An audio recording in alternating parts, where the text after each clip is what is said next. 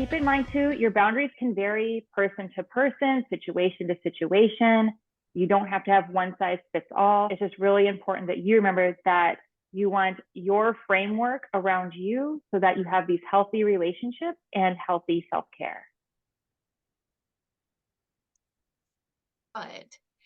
So I'd love to know in the chat, what are some of the things that keep you from exercising healthy boundaries? We'd love just to kind of see what have been your challenges so far in doing exactly what Christine is talking about.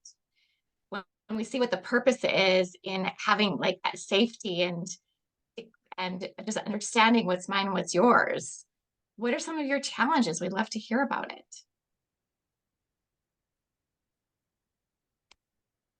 Yeah, there's some good ones in here. Fear of retaliation, fear of hurting other people, fear of being misunderstood, why I need the boundary. We are going to cover that. That is going to be something we talk about.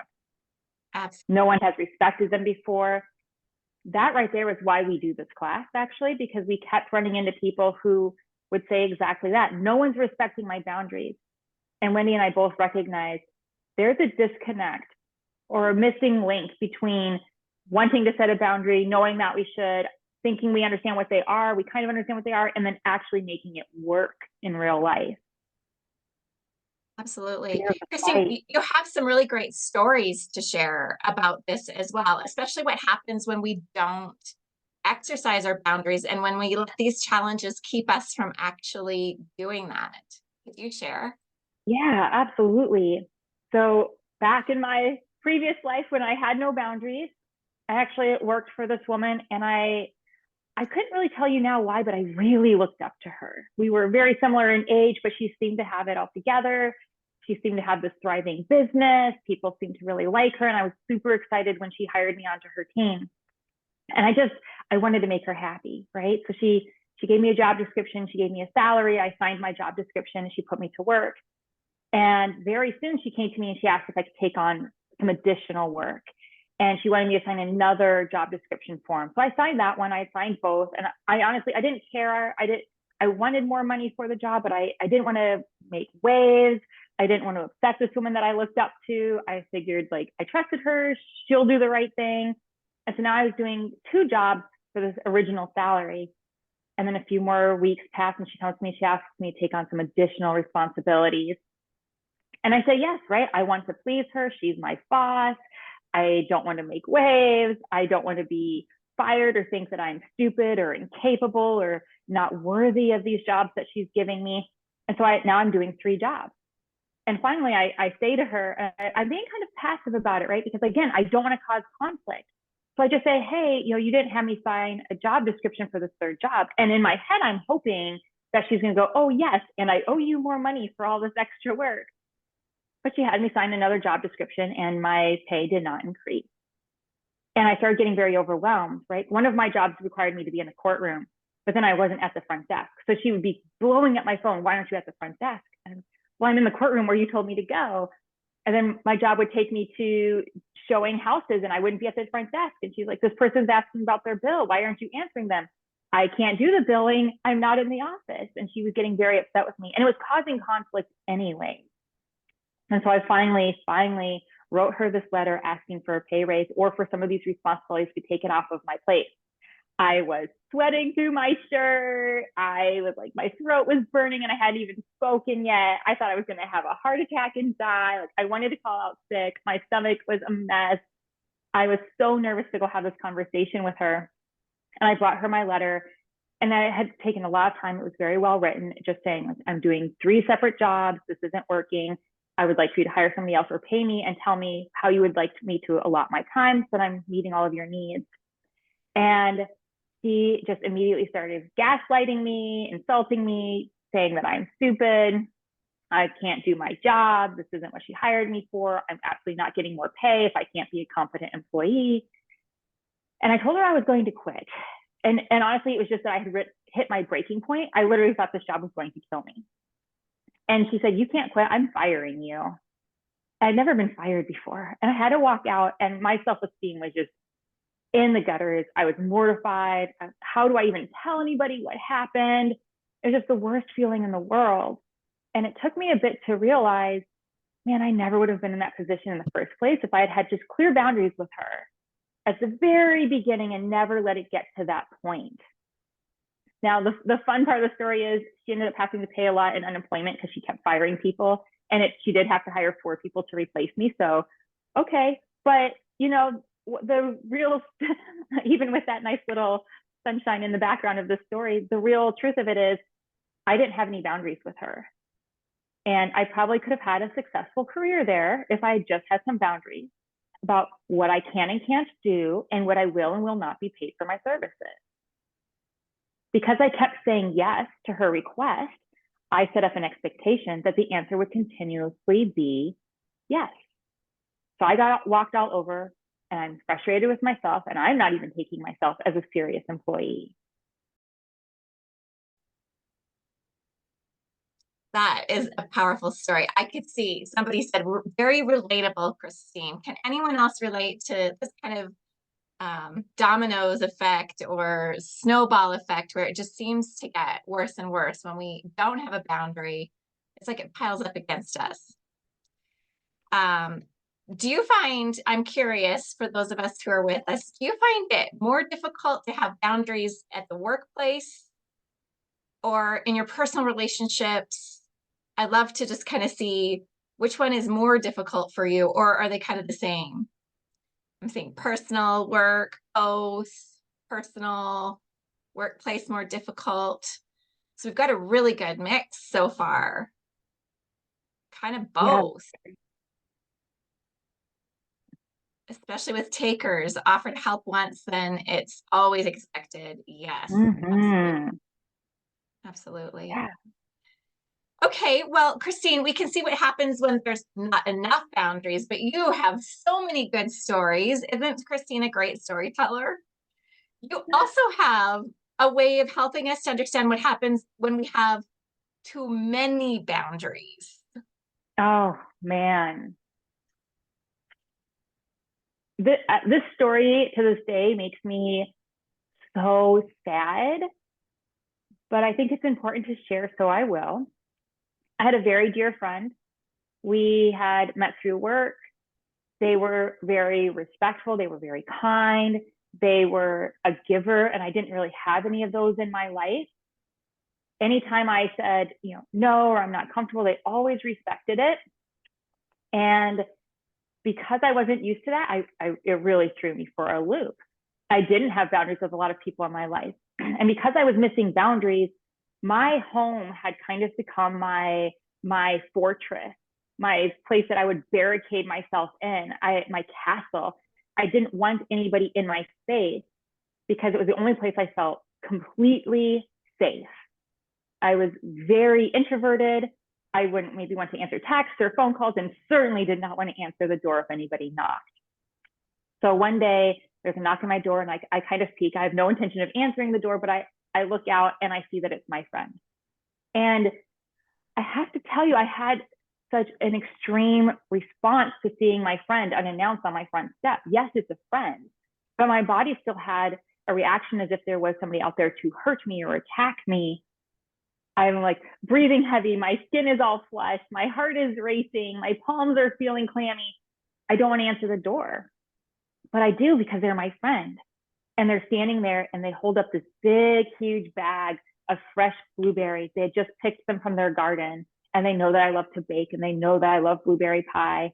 And so the first thing that they did was get in their car and drive over to my house to gift me fresh blueberries, one of my favorite things.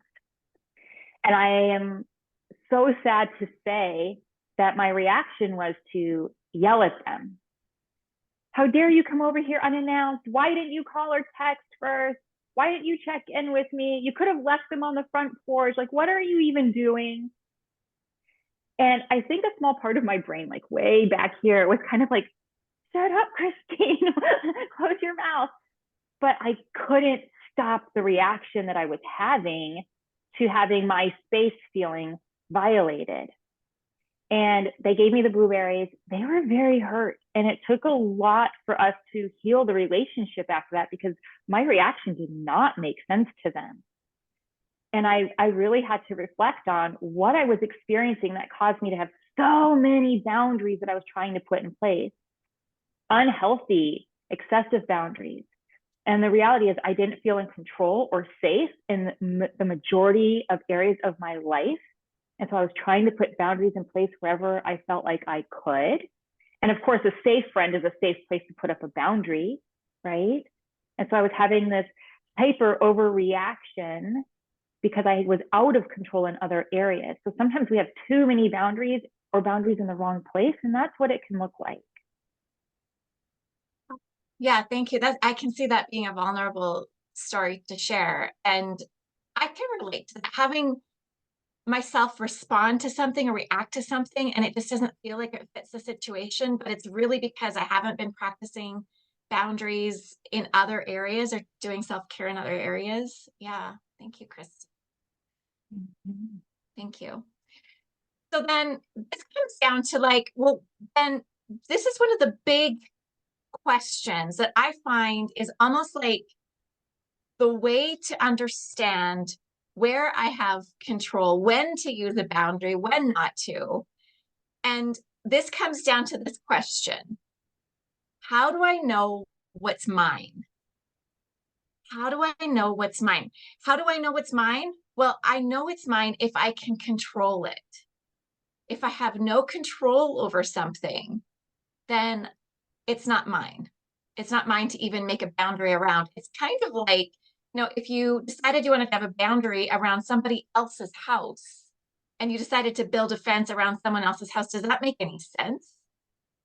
So it's like, okay, if it's not mine, I can't build a boundary around it. Is this mine? I can control it. It's mine. One of the ways that this can get really confusing is where like the baggage claim area at the airport. Anybody ever panicking that somebody else is going to pick up your baggage, or have you ever had the unfortunate incident of taking somebody else's baggage home from the airport? So I just want you to imagine it this way. How we do this in relationships. It's kind of like the baggage claim at the airport. So imagine you're engaging in a conversation with a friend and they seem agitated and frustrated. So without even realizing it, you start absorbing some of their emotions. You start even maybe mirroring back that frustration as if it was yours. You might find yourself becoming tense or defensive, even though that source of frustration has nothing to do with you and it wasn't yours to carry in the first place. So maybe you've unwittingly picked up somebody else's baggage. Their frustration becomes yours. So this phenomenon of picking up someone else's emotional baggage can occur when boundaries aren't clear and when empathy can lead to emotional fusion. Can anyone relate to that, where you don't even know, is this feeling that I'm having even mine? Is this mine, or am I picking up on somebody else? I think that we probably have a whole bunch of empaths in this room, and that's what sometimes makes it difficult for us to even know, is this mine to put a boundary around? Am I taking responsibility for somebody else's stuff? So when we pick up somebody else's baggage and mistake it for ours, it can lead to a cycle of codependency and emotional enmeshment, basically. Now, the flip side of this is, imagine that there's some feelings or emotions that you don't want to claim that are yours. So maybe you legitimately are frustrated with the situation and you don't want to be frustrated. So you're trying to like leave that bag at the terminal and just let it keep being that one bag that keeps going around and around and nobody claims it. But when you're not claiming your own stuff and you sit down with your friend again and you're having a conversation with someone and you're trying to leave that frustration on the baggage claim and not own it, but those feelings are kind of coming through you and your friend starts picking up on your frustration and maybe mirroring it back to you, maybe feeling like maybe there's something that they've done to create this. You could have a situation where it's escalating because there's not a clear boundary around whose is whose, like what is whose.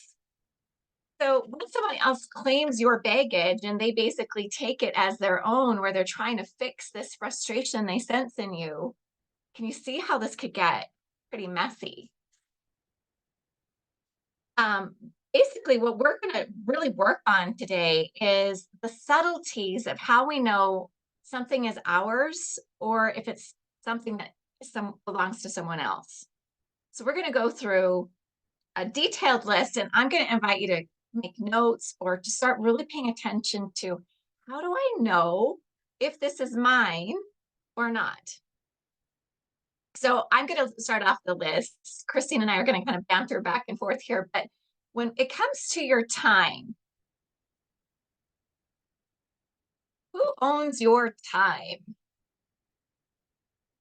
Who controls your time? So it's interesting how when we don't lay claim to it, when we don't like say, this is my time, that anybody can come and kind of lay claim to it. On my calendar, on my schedule. I work with a lot of entrepreneurs, and I'm a lot of times hearing, I don't have time for that. I don't have time. There's no time for me. And so then we start looking at their actual calendar, at their actual schedule, and we notice that there's no time scheduled for them. And when it's not scheduled, there's no, like, this is my time, then it can just get claimed by anyone and anything. And this can cause a lot of frustrations. And this is an area we can have boundaries around, is our time, making it clear about what's mine and what is not mine. All right. Christine, do you want to take the next one? Yeah, thank you. I just had myself muted while I was listening to you on that one. So our energy is another area where we can have boundaries. Our energy, especially as empaths, it can be really easy to get caught up in other people's energy. But what we're really talking about is the cost to you, the energetic cost to you. We expel our energy maybe when we're making food or taking care of our kids or driving our car and paying attention to traffic and staying safe. We choose where our energy goes. So when that friend wants to call you up and complain for 45 minutes, they are taking your energy. You're getting absorbed into their drama and conflict and pain. When somebody wants to yell at you, if we stay engaged in that environment, if we stay present with that person, they are taking our energy as we just stay there and take it as they yell at us. And so your energy is one of those areas where you can build a fence around that. You can protect your energy and choose who gets to have access to it, who gets to take from your energy pool.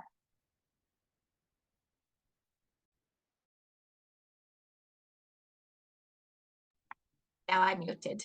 There we go. Thanks, Christine. So I'd love just to have you kind of sharing in the chat which ones of these seem to really go, oh, I see where I haven't been laying claim to that. So time, energy. Next one would be attention. Isn't it amazing how your attention can get yanked away from you? And I have a client who her employee does not listen to her. She doesn't follow protocols that she's laid out, processes get ignored.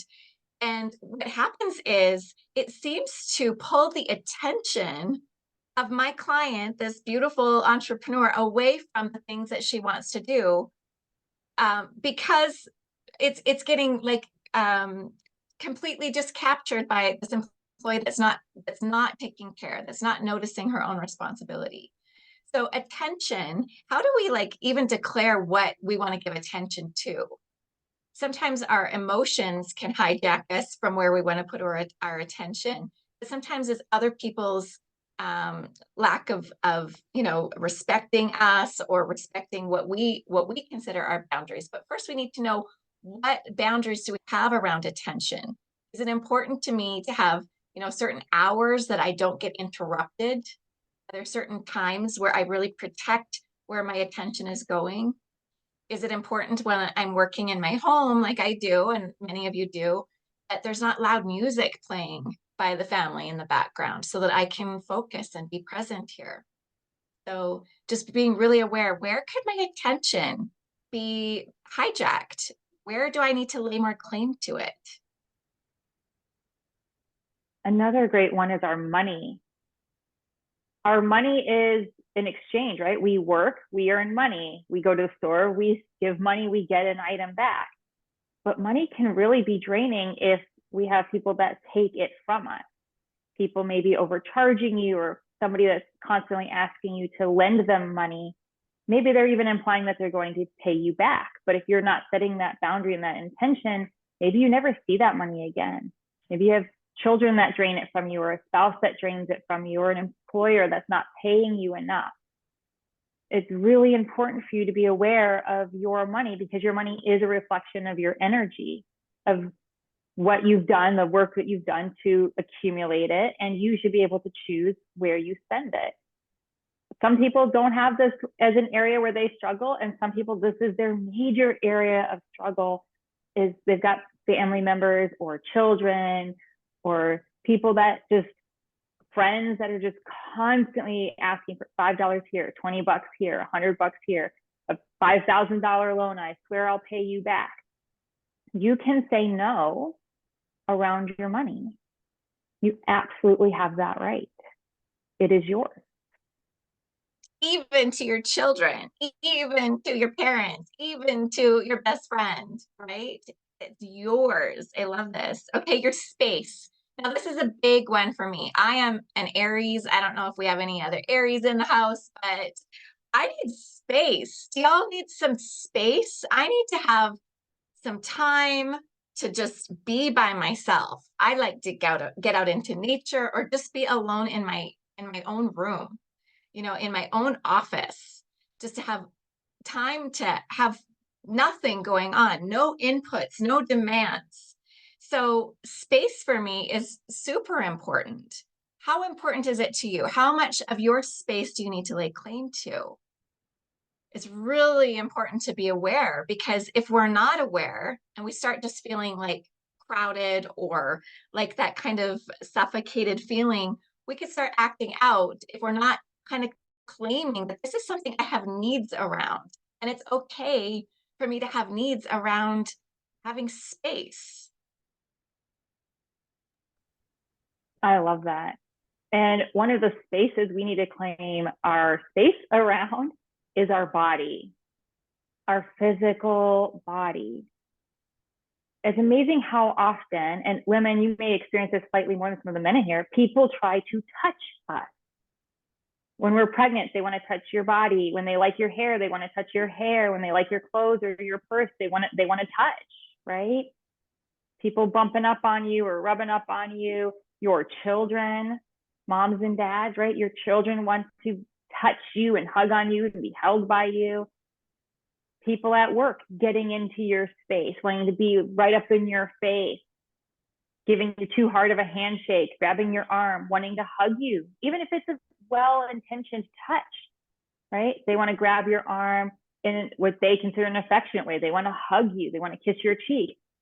If you don't want any of this touch, if you want space around your body, it's your job to put that boundary in place.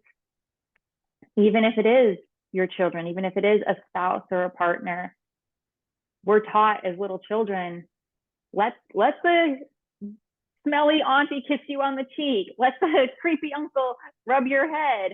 We're taught to not have this boundary from a very young age. But we're here to tell you today, you absolutely have a right to have a boundary around your body.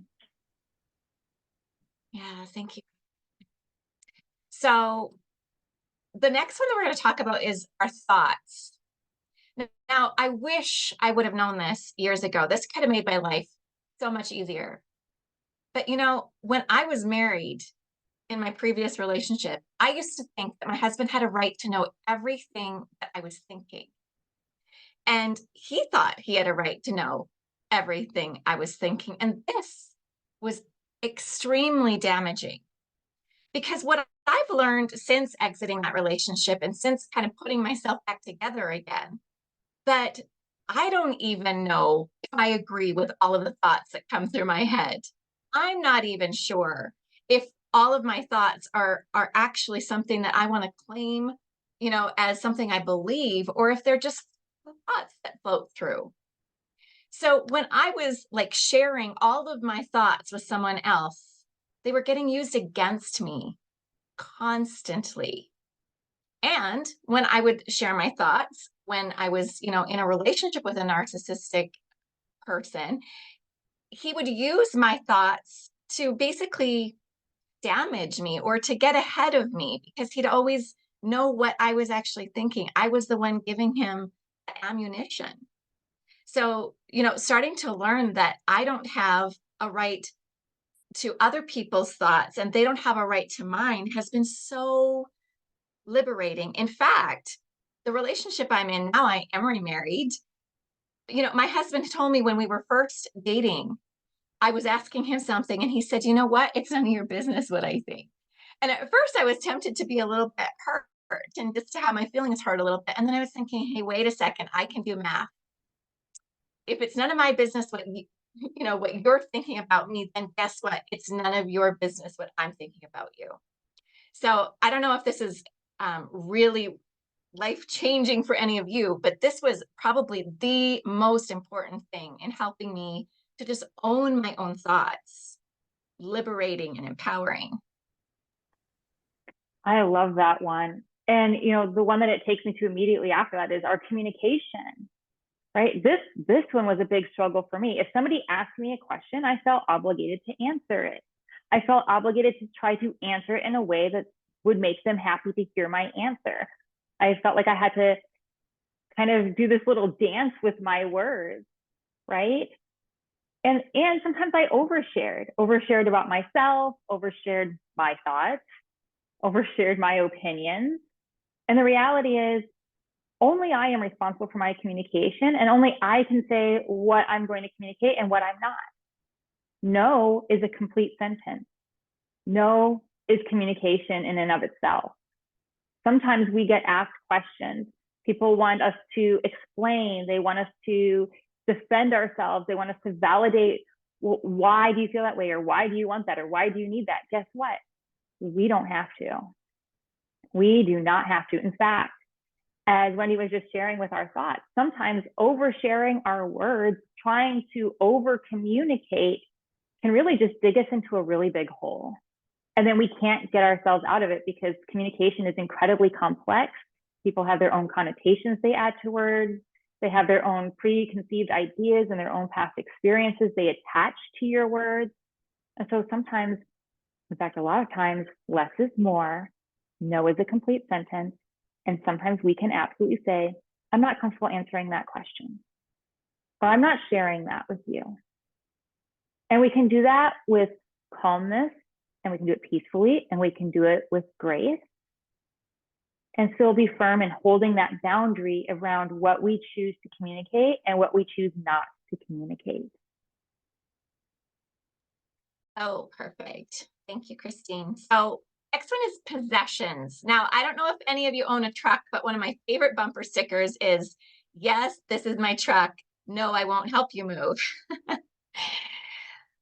Just because we have something that someone else needs doesn't mean that we're obligated to share it with them. We can be generous when we choose to be, but we can also be protective of our things. In the past, when I didn't know this, I would lend out a dress to a friend that's going to a gala or something, and it wouldn't come back clean or in the same state that I'd lent it out. We used to lend out some of our equipment, and trucks or like trailers would come back, not full of fuel. A tire would have a hole in it or something. People weren't respecting our items the same way, and we continued to lend them out. That just doesn't feel good. So your possessions are your possessions. You earned them or acquired them in some fair way. You get to decide absolutely when you will share them, with whom you will share them, for how long. And just because you've lent something in the past to someone doesn't mean that you have to continue doing that. I love that piece of it. Just because they borrowed it in the past doesn't mean that now they have a right to just borrow it whenever they want, and it's kind of theirs as well. So I'm curious, is there one possession that you have a hard time kind of laying claim to? We'd love to see that in the chat too. Is there one possession that just seems like people have a right to it? I'd love to hear what that might be. Yeah, that's such a good question because, like you said, if we have a truck or we have a pool or something like that, people seem to think they just have a right. They have a right to come use it. If it's yours, it's mine, and if it's mine, it's mine, right? It's like that 2-year-old mentality. But it doesn't work that way. And I love also what you said, that just because we gave it to them at one time doesn't mean that they get it every time. And another area we can have boundaries that works the same way as our love.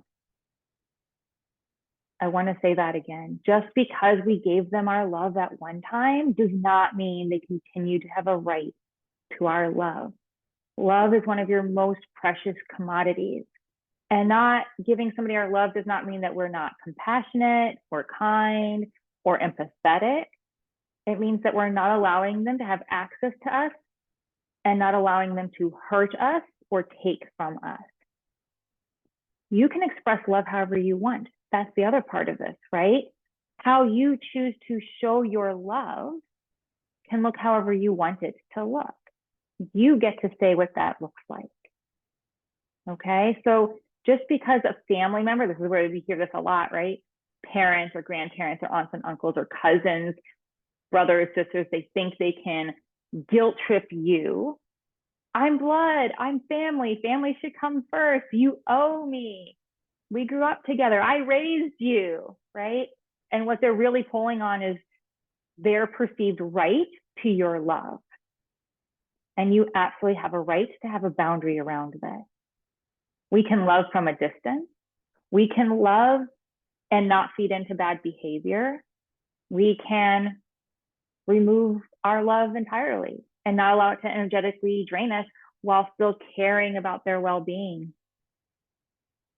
I just want to put that out there for all of you to consider. I know that one can seem really complicated, but you absolutely can have boundary around your love.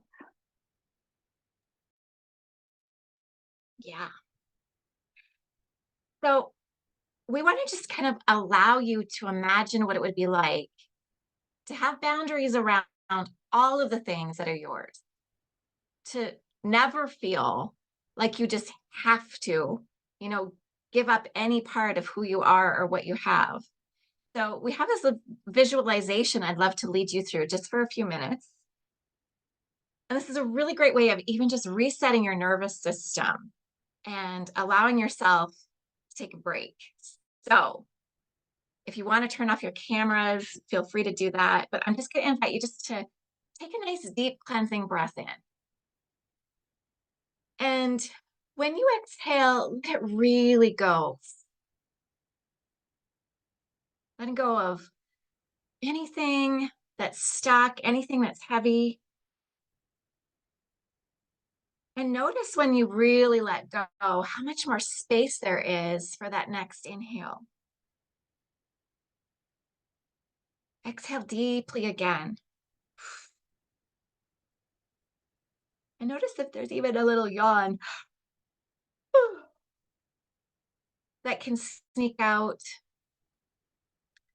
Yawns are great because they're another way of resetting our nervous systems. Just allow your focus, your attention to fall on your body right now. Notice how easy it is to see the places where there's ease and where things are feeling good. Also, just notice the places where there might be pain or tension or any tightness. Just acknowledge those places and send love to those parts of your body. I'm going to invite you to let your consciousness go down the path into the future slightly. Noticing how easy it is to imagine yourself a few weeks down the road where you've learned how to own your stuff, to exercise really healthy, beautiful, kind boundaries,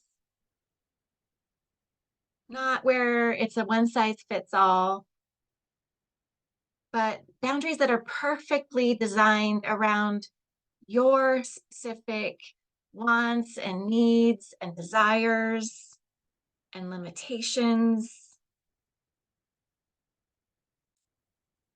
Notice that you're so easily able in this future version of you to communicate your boundaries so clearly to the people in your life. And see how easy it is to continually respect yourself, willing to back yourself up while still being loving and kind to others, constantly able to keep looking out for your best interest. And just notice how much better and better and better life gets as this becomes easier and easier. The sky is bluer. The song of the birds is even sweeter.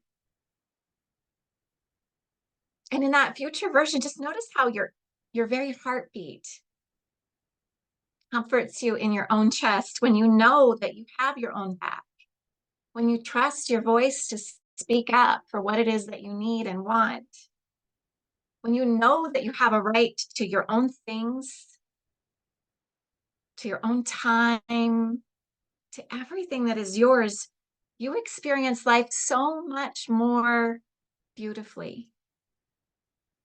Notice how it affects the relationships in your life. Notice how it affects your confidence, and even just check out the way that you stand when this is so easy for you. Looking at your body and how it holds itself when it knows that you've got it. And noticing in that future space as you lock eyes with yourself in the mirror, what are you thinking about yourself and the people around you? And this big, beautiful universe that we're in. Just let yourself soak up all of these good feels. Seeing yourself exercise healthy, beautiful, loving boundaries in all ways. Knowing deep, deep down that this is something I can absolutely do, even though I hadn't done it in the past. As you soak up as much of this knowing as you can, I'm going to invite you just to start wiggling your toes, bringing your awareness back into the room you're in and back into this Zoom call with us. I'm super curious. What did this visualization do for you? If you would like to share in the chat, we would love to hear it. And even though I can't keep up with it all now, we're going to have a chance to read them over later. What did this do for you, being able to visualize yourself so clearly with this new skill being easier and easier?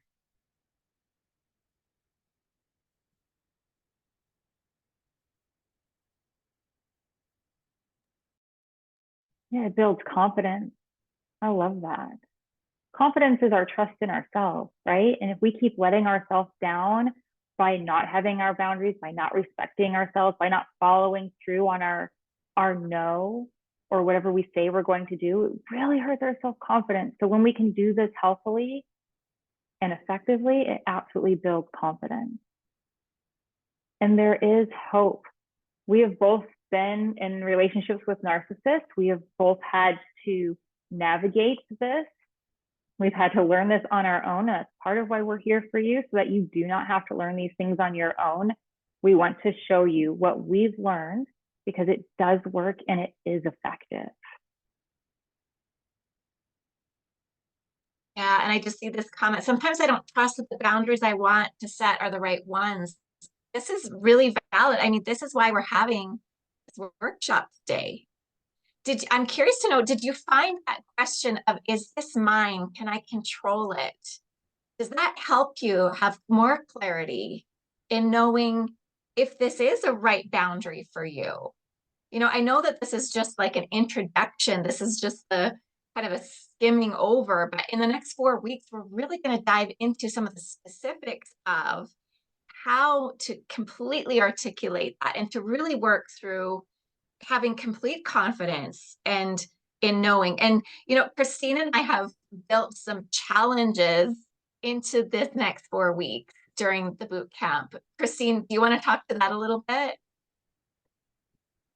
Yeah, thank you. So one of the things that I want to let you know is that, like I said, we've been through this. We had to learn a lot of this the hard way. We had to do a lot of trial and error. We made a lot of, I don't want to use the word mistakes, but we learned a lot of hard lessons by not having boundaries or trying to do them incorrectly. So that's why we're here. We want to share with you how to not give your energy to an argumentative spouse. We want to help you deal with the narcissists in your life and to not pick narcissists moving forward. We want you to know where your energy is and where your partner's is and help you not confuse the two. We want to help you stop people pleasing or being a peacekeeper, to use your no effectively, and to be able to deal with those parents or spouses that have a narrative in their head about who you are, what your identity is, and they try to tell you what you can think, what you can want, what you can need, and try to control you. We really want to help you in all these areas. We are calling this a boot camp for a reason. It's because you are going to have homework. There are going to be challenges. It is going to be trying at times, but we're going to go through this with you. Every week, we're going to give you a step. Each step is going to be building your boundary knowledge and your boundary skill set. So at the end of the 4 weeks, you are already effectively putting boundaries in place if you've done all the challenges over the 4 weeks. So we're not going to just throw you into the deep end of the pool. We're going to build it little by little. You're going to learn the skills. We're going to practice them in the group. We're going to answer some of those, what if this happens? What if that happens? Address the fears, address some of those difficult challenges that come up, especially when you're dealing with narcissists. That's a big part of this. We have a little formula we're going to share with you to help you figure out, is this an appropriate boundary? What should the boundary be? Because sometimes we know, right? We know this doesn't feel good, but we're not sure where the boundary line is. Wendy gave the excellent example of trying to put a fence around somebody else's house, and we can't do that. But even if we want to put a fence around our own house, we have to know where our property line is so we don't put the boundary on a part of their yard, right? We have to find that property line. So that's one of the things that we're going to help you do so that you can actually answer the question for yourself. Is this something I can put a boundary around? And if it is, where should that boundary be? So this is a 4-week boot camp where we're going to answer all of these questions and touch on all of these issues. We're really just asking if this is something that you would find beneficial, if you are interested in investing in your boundaries and your future so that you can move forward with peace and confidence and clarity and not have the struggle with boundaries in the future. So you're going to get 4 weeks with Wendy and I. It will be same day, same time, same place. So keep it super simple so we're not confusing anybody. And it's just $247 for those 4 weeks. And in the interim, in between sessions, if you need to reach out and email us, you'll be able to do that so that we can help you each week as you move forward as situations arise. If you come across a situation, you want to share with us, how do I put a boundary on this? We will walk you through that. Absolutely. I'm really curious to know, what is the one thing that you're taking away from this time that you've invested here today? We do not take it lightly that you've brought, your attention, your time, your energy to this space, and we have loved spending this time with you. What's the one thing you're taking away from this today already, just in an information session? And also, if you're wanting to, have us reach out, we'd love to have your email address so that we can connect with you again. What's the one thing that you're taking away? Hope of empowerment. Yes, hope. Oh, I love it. Oh, it is so empowering. I think Wendy and I both will attest to this. Going from a place of not having effective boundaries to living a life with boundaries, it's so much more peaceful and calm. We're not worn out, we're not drained, we're not overwhelmed. All of those melt away when your boundaries are in place. Mm-hmm. Yeah, I love some of these comments too. Different things we can put boundaries around, all the areas we can have boundaries around. So interesting that we don't even think about some of these, isn't it? I love this one too. I'm not the only one that struggles with this. Like, did you see how full our room was today? And that's just the ones that are able to make it on a weekday during work time. Oh my goodness. This is very validating to know that this is not just something that me by myself is struggling with. This is common. This is a very universal problem. I like that you feel validated too. Validation is something that, especially if we've been in a relationship with a narcissist, we need to actually find validation from a trusted source, not from one that uses everything against us, but from a trusted source. Well, thank you so much for your participation. I've shared a link and I'll share it again to the website where you can sign up.